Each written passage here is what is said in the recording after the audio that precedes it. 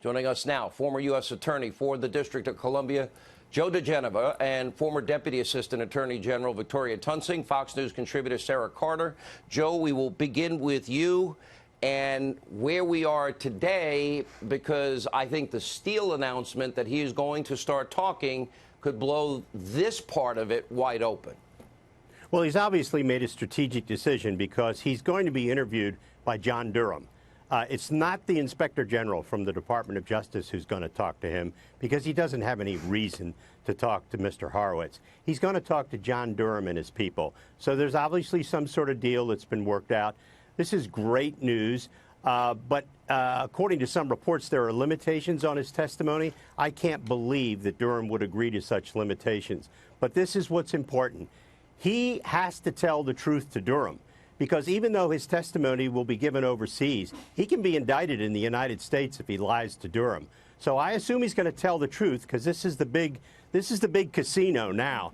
And what he's going to prove is that the FBI lied in the FISA warrants, and they lied to Congress, and they lied to everybody about what they knew about Steele's behavior. This is the walls are beginning to close in on the FBI fraudsters. Okay, and we talked, Sarah, a lot about an avalanche cascading down. This is only a small part. By the way, what is taking Michael Horowitz? Michael Horowitz has like 700 people working for him.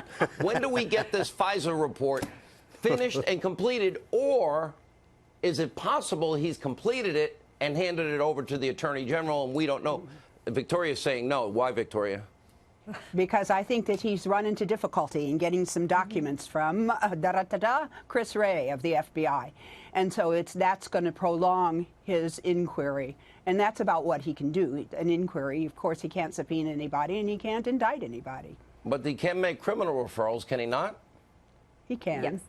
Yeah. He didn't. Yeah, well, yes, he absolutely can. And I think Victoria is right on the money there. I think he is having some difficulty. We know that he does have 700 investigators. But remember, Sean, Michael Horowitz isn't just focused on the Russia investigation, although that's the main investigation that his team's working on. They're working on a variety of investigations.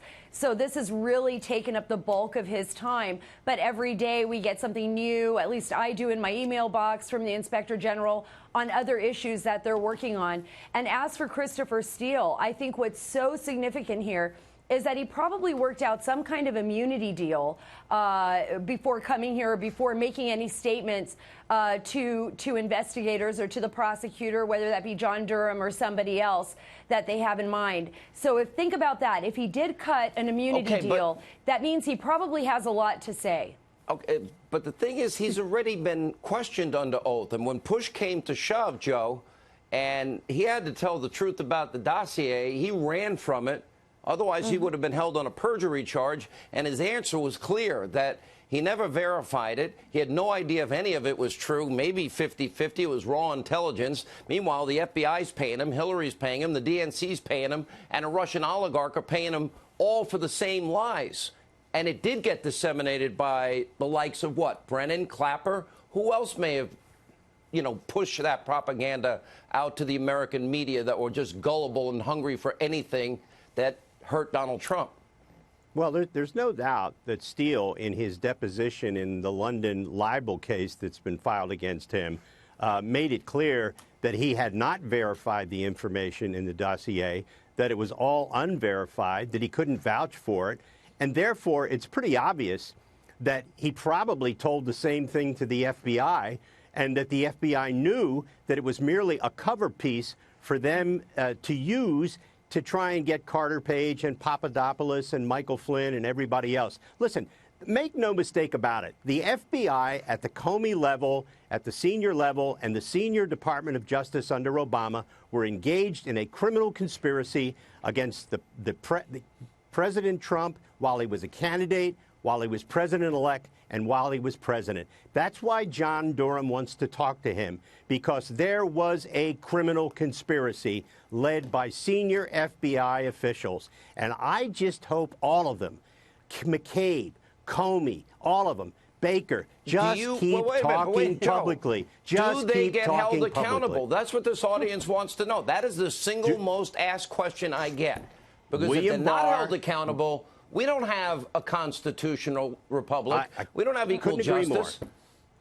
Couldn't agree Sean, more, I'd like and to that's make, why. And Sean, I'd like to make a that's legal why- point about about Steele, and that is all we've heard again and again is that he's a credible person, he's a credible source. Well, I practiced Fourth Amendment law as an assistant U.S. attorney for 5 years, and this is Fourth Amendment law. You don't care if the cop who tells you something is a good person and credible. You care who the cop got the information from, and that it wasn't verified shows the flaw in how the FBI proceeded.